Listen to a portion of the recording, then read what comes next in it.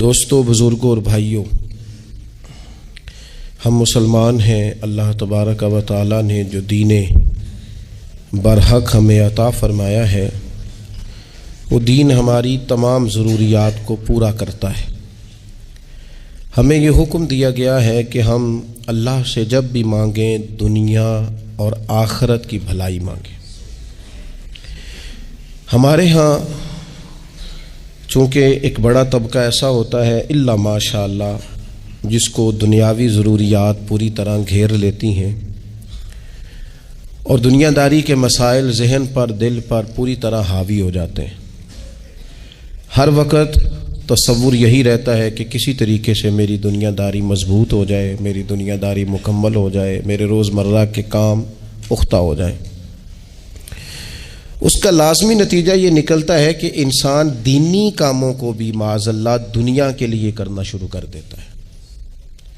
کعبۃ اللہ میں جا کر بھی، بیت اللہ شریف کا طواف کر کے بھی، حجر اسود کے بوسے کے بعد بھی، مقام ابراہیم پر نفل پڑھنے کے بعد بھی، حتیٰ کہ نبی اکرم صلی اللہ علیہ وسلم کی بارگاہ عالی مرتبت کی حاضری کے دوران بھی الا ماشاء اللہ لوگ دنیا ہی مانگتے رہتے ہیں۔ میرا فلانا کام ہو جائے، میرے بچوں کے معاملات سنور جائیں، فلاں کا مستقبل بہتر ہو جائے۔ دنیا کی خیر اللہ سے مانگنا برا نہیں، لیکن صرف دنیا ہی مانگنا اور اپنی آخرت کو فراموش کر دینا۔ اللہ فرماتے ہیں وَالْآخِرَةُ خَيْرٌ وَأَبْقَىٰ، آخرت تمہارے لیے بہتر بھی ہے اور ہمیشہ باقی رہنے والی بھی ہے۔ قرآن مجید نے سورہ بقرہ کے اندر قریش مکہ کی اس عادت کا ذکر کیا ہے۔ فرمایا جب وہ حج کرتے تو ان کا طریقہ یہ تھا کہ وَمِنَ النَّاسِ مَن يَقُولُ رَبَّنَا آتِنَا فِي الدُّنْيَا، ان میں سے کچھ لوگ یہ کہا کرتے تھے کہ یا اللہ ہمیں دنیا عطا کر دے، ہمیں دنیا دے دے۔ رب فرماتا ہے وَمَا لَهُ فِي الْآخِرَةِ مِنْ خَلَاقٍ، ان لوگوں کا آخرت میں کوئی حصہ نہیں۔ مانگی بھی ہے تو صرف دنیا، حج کر کے بھی دنیا، اللہ کے گھر جا کے بھی دنیا، شیخ کا بیعت ہو کے بھی دنیا، دینی محفل سے مراد بھی یہ، دینی اجتماعات کر کے بھی، دینی مدارس قائم کر کے بھی، خانقاہ کا مسجد کا ماحول بنا کے بھی، اس سے بھی مطالبہ فقط دنیا کا۔ ان کفار کی اس عادت کو ذکر کر کے ہمیں سمجھایا گیا کہ جو فقط دنیا مانگتا ہے اس کا آخرت میں کوئی حصہ، اور فرمایا کچھ لوگ ایسے ہیں وَمِنْهُمْ مَنْ يَقُولُ رَبَّنَا آتِنَا فِي الدُّنْيَا حَسَنَةً، اچھا انہوں نے دنیا بھی مانگی تو صرف دنیا مانگی، حسنہ نہیں مانگی۔ اور یہاں فرمایا کچھ لوگ ایسے ہیں جو رب سے کہتے ہیں یا اللہ ہمیں دنیا میں بھی بھلائی عطا فرما، دنیا بھی دے تو حسنہ دینا، وہ دنیا دینا جو ہمارے دین کو تقویت دے، وہ دنیا دینا جو ہمارے اعمال حسنہ کو مضبوط کرے، دینی معاملات کو تقویت دے، دنیا بھی وہی عطا فرما۔ اور ساتھ کہتے ہیں وَفِي الْآخِرَةِ حَسَنَةً، یا اللہ ہمیں آخرت میں بھی بھلائی ہی عطا فرما، وَقِنَا عَذَابَ النَّارِ، اور ہمیں دوزخ کے عذاب سے بچا، أُولَٰئِكَ لَهُمْ نَصِيبٌ مِّمَّا كَسَبُوا، فرمایا ایسوں کو ان کی کمائی ہی ملے گی، جو انہوں نے کیا ہے وہ خوش نصیبی انہیں ضرور میسر آئے گی، چونکہ دنیا بھی مانگ رہے ہیں، آخرت بھی مانگ رہے ہیں۔ ہمیشہ کوئی بھی کام کریں کسی قسم کا بھی، اس میں یہ دیکھیں کہ کیا اس میں میرے لیے کوئی ذخیرہ آخرت بنے گا،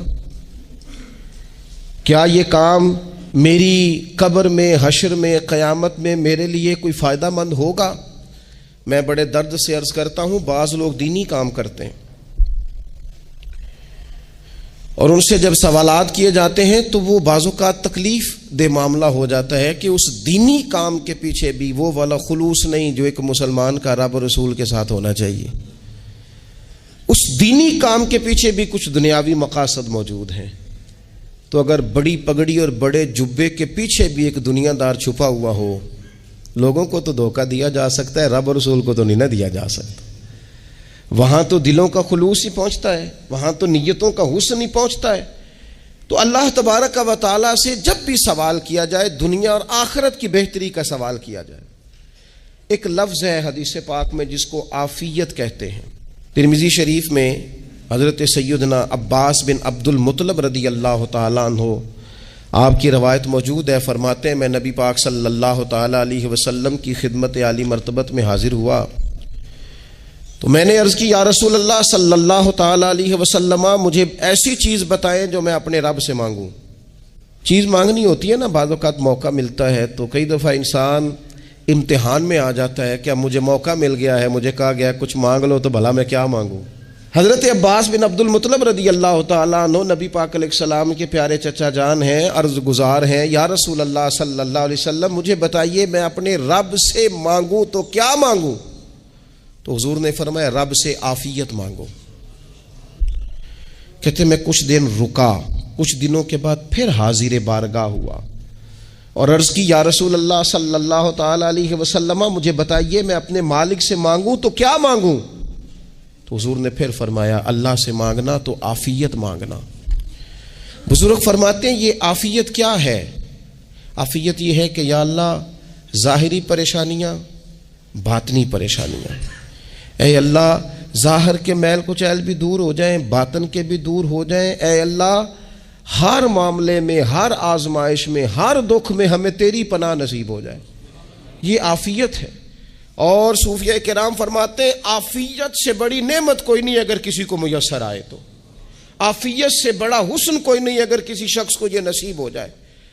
اور ایک اللہ والے نے تو ایک اور بڑا خوبصورت ترجمہ یہاں کیا ہے، وہ کہتے ہیں عافیت کا مطلب ہے دل کا قرار، عافیت کا مطلب ہے باطن کا سکون، عافیت کا مطلب ہے انسان کے مزاج کا حوصلہ، ٹھنڈک، بردباری۔ جس بندے کو عافیت نصیب ہو جاتی ہے گویا اللہ اسے سکون کی دولت عطا فرما دیتا ہے، تھوڑے پیسوں میں بھی سکون، بغیر شہرت کے بھی سکون، کوئی بات مان لے تب بھی سکون، کوئی دھتکار دے پھر بھی سکون، لوگوں کی گڈ بک میں ہو پھر بھی سکون، اور اگر لوگ سارے مخالفت میں آ جائیں تو چونکہ اللہ نے عافیت دی ہے پھر بھی سکون۔ اللہ تعالیٰ نے ان لوگوں کو قرار کی دولت، اللہ سے عافیت مانگی جائے، اس میں دنیا کی بھی بھلائی شامل ہے، آخرت کی بھی بھلائی شامل ہے۔ نبی اکرم صلی اللہ تعالیٰ علیہ وسلم توجہ دلاتے کہ اللہ سے تم عافیت مانگو، ہمارا نہ جی، کیونکہ سب سے بڑا مسئلہ روحانی تربیت کا ہے۔ ہمارے ہاں باتیں ڈھیر سارے لوگوں کو آتی ہیں اور بہت زیادہ آتی ہیں، منصوبہ بندی کرنا، پلاننگ کرنا، اپنے معاملات کو خود سے کیسے لے کے چلنا ہے، کیسے ٹھیک کرنا ہے، اپنے حق میں دنیا کو کس طرح قائل کرنا ہے، یہ ڈھیر سارے لوگوں کو آتا ہے، اور اپنے حق میں دلائل کس طرح قائم کرنے ہیں، اس میں بہت سارے لوگ خود کفیل ہوتے ہیں، انہیں کسی سے مشاورت کی بھی ضرورت نہیں ہوتی۔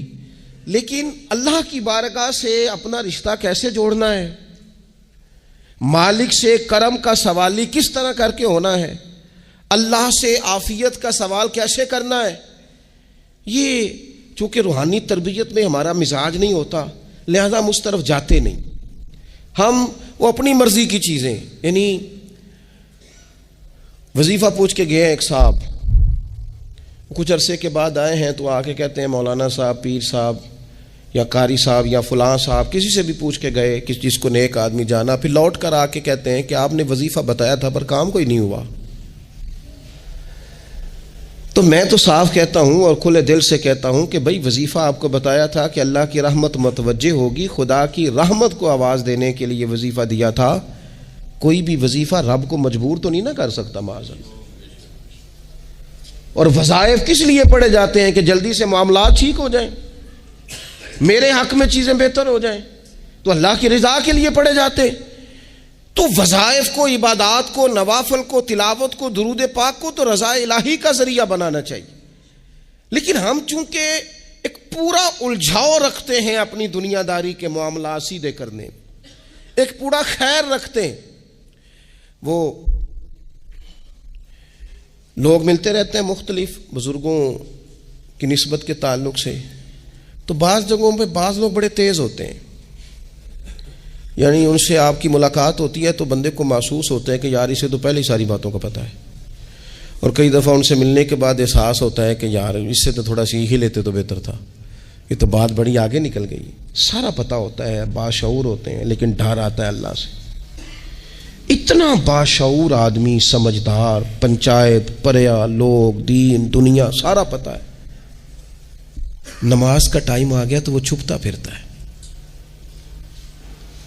اس کی طبیعت پر بوجھ بن رہا ہے معاذ اللہ اللہ کے حضور حاضر ہونا، اسے خیر کا کام کرنا پڑ رہا ہے تو وہ ادھر ادھر نکلتا جا رہا ہے۔ تو سوال یہ ہے کہ پھر یہ شعور کا کیا مطلب رکھا ہوا ہے ہم نے؟ پھر اللہ سے دعا کرنے کی ضرورت نہیں۔ وہ حضرت عارف رومی رحمۃ اللہ تعالی علیہ فرمایا کرتے تھے بعض لوگوں کو رب سارا کچھ دیتا ہے، سجدے کی توفیق نہیں دیتا۔ اس کا مطلب یہ ہے کہ وہ کہتا ہے یہ سارا کچھ لے اور نکل جا، میرے گھر نہ آنا، رکھ سارا کچھ پاس۔ رب سے عافیت مانگی جائے، اس سے اس کا فضل مانگا جائے، اس سے اس کا کرم مانگا جائے۔ اللہ کے پیارے رسول صلی اللہ تعالی علیہ وآلہ وسلم اس عافیت مانگنے پر زور دیتے، توجہ دیتے۔ میں آپ کو صحیح بتاتا ہوں، رب نے اگر کسی بندے کو عافیت میں رکھا ہو نا تو حالات کیسے بھی برے چل رہے ہوں اس کا بگاڑ کچھ نہیں سکتے۔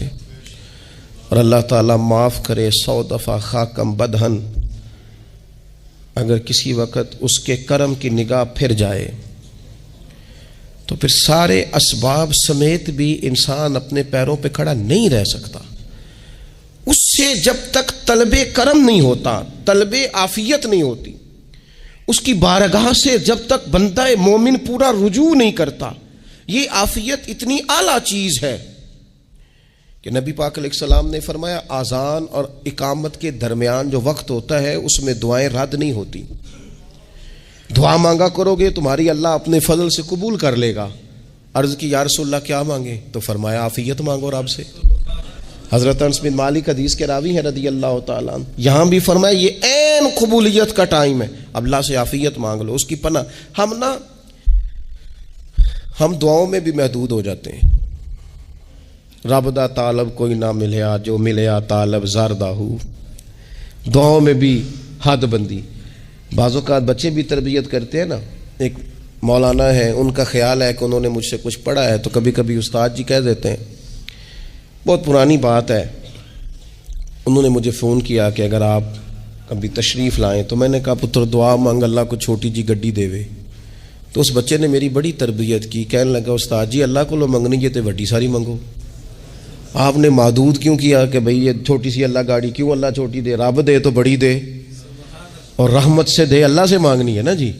ہم تربیت نہیں لیتے۔ میں نے اس کا شکریہ ادا کیا، میں نے کہا بیٹے تو نے بڑی سونی بات کی، اللہ تجھے اس کا اجر عطا کرے، اللہ تجھے برکات عطا کرے۔ اگر آپ نے سیکھنا ہے تو پھر آپ سیکھ لیں گے، اور اگر نہیں سیکھنا تو پھر یہی کہنا ہے ساری عمر لنگ گئی بندہ کو نہیں ملیا، چونکہ مزاج نہیں ہے نا سیکھنے کا، اس لیے پھر ملا ہی کوئی نہیں، پھر ساری زندگی کو میسر ہی نہیں آیا، کسی نے نصیحت ہی نہیں کی، کوئی آنکھوں کو بھایا ہی نہیں، خود ہی بڑے سیانے تھے، خود ہی بہت بڑے تھے، اپنا قد ہی بڑا اونچا تھا، سب ٹھگنے چھوٹے اور کمزور اور بونے نظر آئے۔ عزیز بھائی، جب عافیت، ایک بزرگ تھے ہر وقت اللہ سے عافیت مانگتے تھے، ہر وقت اللہ سے عافیت مانگتے تھے، ہر وقت عافیت مانگتے تھے۔ لوگوں نے پوچھا، لوگ ان کو صالح جانتے تھے، نیک سمجھتے تھے کہ حضور آپ اور کوئی دعا مانگتے نہیں، عافیت ہی مانگتے ہیں۔ فرمانے لگے میں مانگا کرتا تھا شروع میں، بعد میں خیال آیا ہے اور بھی دعائیں مانگا کرتا تھا، یہ احساس بعد میں نصیب ہوا۔ فرماتے میں مزدوری کرتا تھا، مال برداری کرتا تھا، ایک جگہ پہ ڈیوٹی کر رہا تھا تو تھک گیا، اور وہ جو کام لینے والے لوگ تھے ان کا رویہ بھی بڑا ترش تھا، تکلیف ہوئی، تو میں نے اپنے مالک کی بارگاہ میں عرض کی مالک اگر 2 روٹی بغیر مجھے مشقت کے مل جائے دن میں تو تیری بارگاہ تو بڑی کریم ہے۔ کہتے ہیں میں نے یہ دعا مانگ لی، ذرا میں تھوڑا آگے بڑھا تو 2 بندے آپس میں لڑ رہے تھے، میں ان کی صلح کرانے کے لیے، انہیں بچانے کے لیے آگے بڑھا، تو میں جس کو چھڑا رہا تھا دوسرے نے میرے اوپر ضرب لگا دی، میرا بھی سر پھٹ گیا۔ تھوڑی دیر کے بعد وہاں پولیس آ گئی، وہ تینوں کو لڑنے والا سمجھ کے اٹھا کے لے گئے، مجھے جیل ہو گئی۔ 2 روٹیاں بغیر مشقت کے روز ملنی شروع ہو گئی۔ دعا مانگی تھی نا کہ یا اللہ 2 روٹیاں مل جائے نا بغیر مشقت کے، کہتے ہیں وہ 2 روٹیاں روز ملتی، کوئی کام نہیں کرنا پڑتا تھا، پر جیل ہو گئی۔ فرماتے ہیں میں بڑا پریشان تھا، روز روٹیاں پابندی سے آتی اور بہترین آتی، کھانا ملتا۔ پھر کچھ عرصے کے بعد میں نے سوچا کہ یار یہ دعا تو قبول ہو گئی نا تیری، اب تو اگر اس پر کوئی الگ بات کرے گا تو وہ تو غلط کرے گا۔ کہتے پھر خود ہی میرے دل میں اللہ نے بات ڈالی اور میں نے عرض کی مالک 2 روٹیاں نہیں، مجھے تو عافیت چاہیے، مجھے تو عافیت دے، میرے اوپر تو کرم فرما، تو نظر رحمت کر، جے ایک قطرہ بخشے مینوں، جے ایک قطرہ بخشے مینوں تے کام بن جاندا ہی میرا، مہربانی کر، عافیت عطا کر۔ فرماتے پھر خدا نے کرم کیا، کہاں سے اسباب بنے میرے جیل سے چھوٹنے کے، کون کون میرے ضمانتی بنے اللہ ہی جانتا ہے۔ فرماتے ہیں دروازے بھی کھل گئے، رزق بھی ملتا ہے، صحت بھی میسر ہے، سجدہ بھی کر لیتا ہوں، سویرے تلاوت بھی کرتا ہوں، شام کو مدینے والے کی بارگاہ میں راج کے درود و سلام بھی عرض کرتا ہوں، میں ممکن ہوتا ہے تو کسی غریب کی داد رسی بھی کرتا ہوں۔ اب سمجھ آئی ہے، ربنا آتنا فی الدنیا حسنۃ وفی الآخرۃ حسنۃ وقنا عذاب النار۔ اب سمجھ آئی ہے رب سے جب بھی مانگنا ہے عافیت ہی مانگنی ہے، اس سے کرم مانگ۔ ہم نے محدود دعائیں رکھی ہوئی ہیں، محدود، وہ جی فلانا کام میرا ہو جائے تو بھئی وہ ایک ہو گیا، اس کے بعد پھر نئی ٹینشن بن جائے گی، نہیں میں جی بچوں کی شادی کر لوں جی پھر میں فارغ ہوں۔ آپ شادی کر کے دیکھیں، لاگ پتہ جائے گا کیسے فارغ ہوتے ہیں۔ آپ یہاں رکتے کیوں ہیں؟ آپ خدا سے عافیت کیوں نہیں طلب کرتے؟ اس کی بارگاہ سے وہ کیوں نہیں مانگتے کہ جو ایک قطرہ ملے تو دنیا اور آخرت کے سارے کام ہو جائے؟ اس سے اس کی رحمت کا سوال کرے، اس سے اس کے کرم کا سوال کرے۔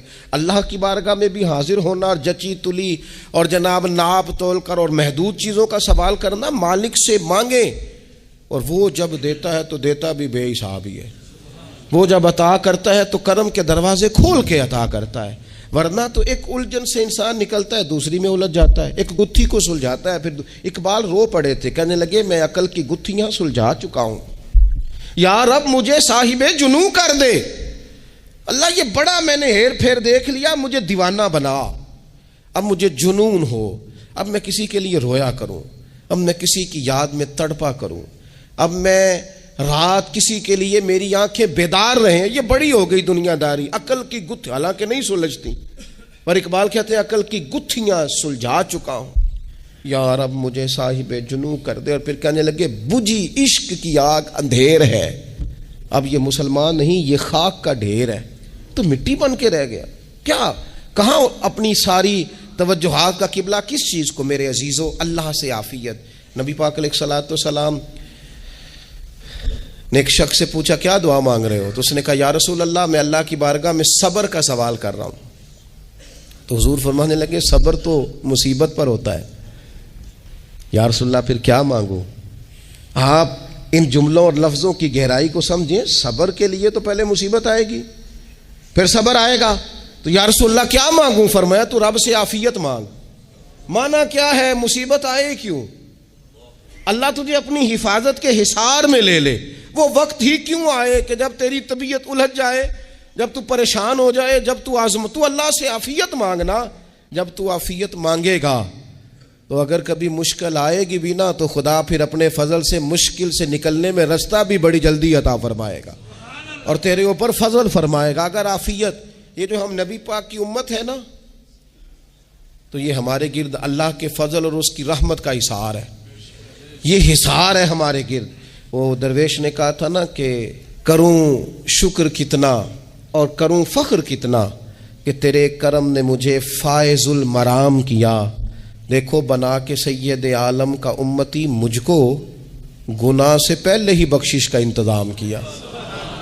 ابھی میں نے غلطی کی نہیں، لیکن مجھے حضور کا غلام بنا دیا، بخشش کا بندوبست پہلے ہو گیا۔ اپنے مالک سے، بیمار بھی اس سے عافیت مانگیں،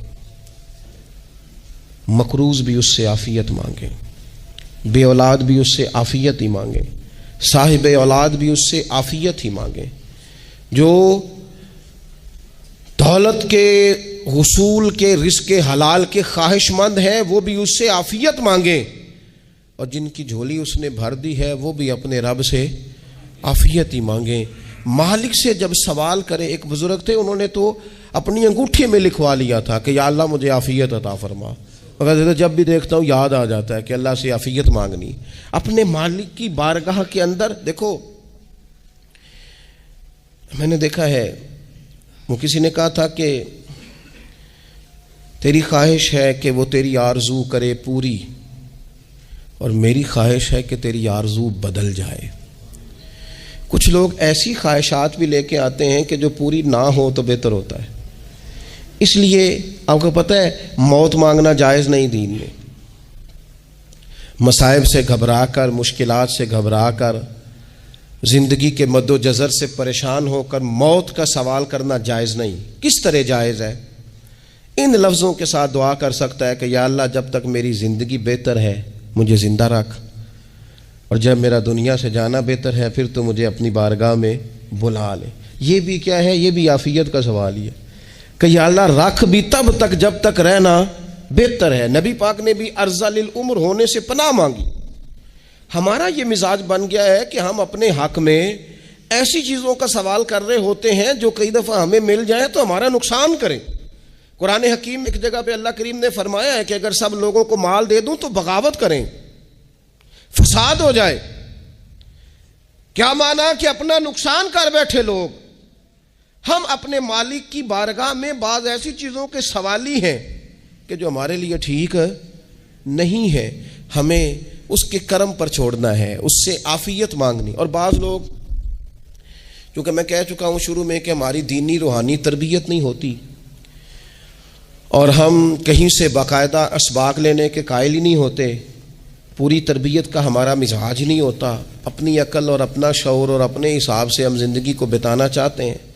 اور یہ جو میرا دور ہے یہ ویسے ہی الجھا ہوا زمانہ ہے، اللہ ماشاء اللہ، پتہ نہیں کوئی کیا بول رہا ہے، کوئی کیا کہہ رہا ہے، ایسے جیسے کوئی میلہ لگا ہوا ہے اور کان پڑی آواز سنائی نہیں دے رہی. جس کی دکان پر کوئی گاہک نہیں وہ بھی کہہ رہا ہے لائنیں بنا لو. ایسا الجھا ماحول ہے اور ایسی آزمائش ہے کہ لوگ بیچارے پریشان ہیں.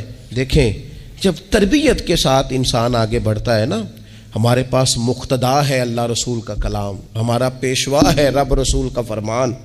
جب ہم کتاب و سنت کی روشنی میں آگے بڑھتے ہیں تو پھر ہمارے لیے منزل آسان بھی ہوتی ہے اور قریب بھی ہوتی. پھر ہمارے لیے آگے کی طرف سفر کرنا، آگے بڑھ جانا یہ آسان ہوتا ہے. آپ غور کریں جو لوگ دنیا میں کامیاب رہے، بھلا کس طرح کامیاب رہے؟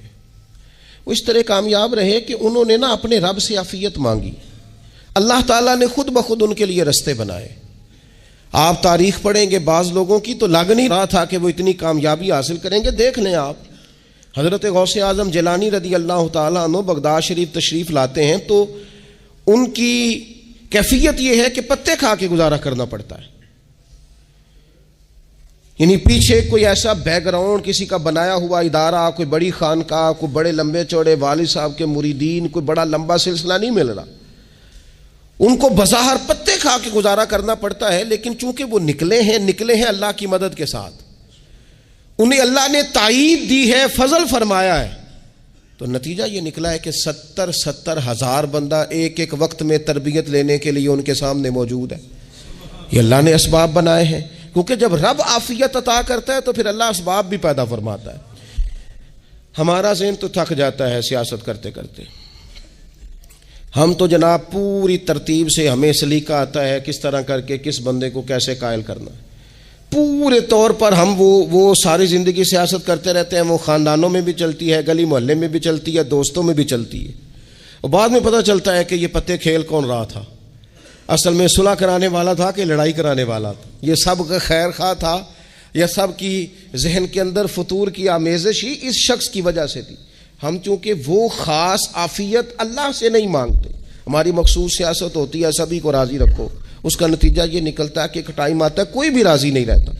ہم اگر اپنے مالک کی طرف رجحان کریں اور اللہ نے جو ہمیں شعور دیا ہے اس شعور کو لے کر اللہ کی بارگاہ کی طرف بڑھیں. آپ یقین کریں اعلیٰ حضرت بریلوی رحمۃ اللہ علیہ کی کتابیں ہیں، ایک ایک کتاب پر پی ایچ ڈی ہو رہی ہے،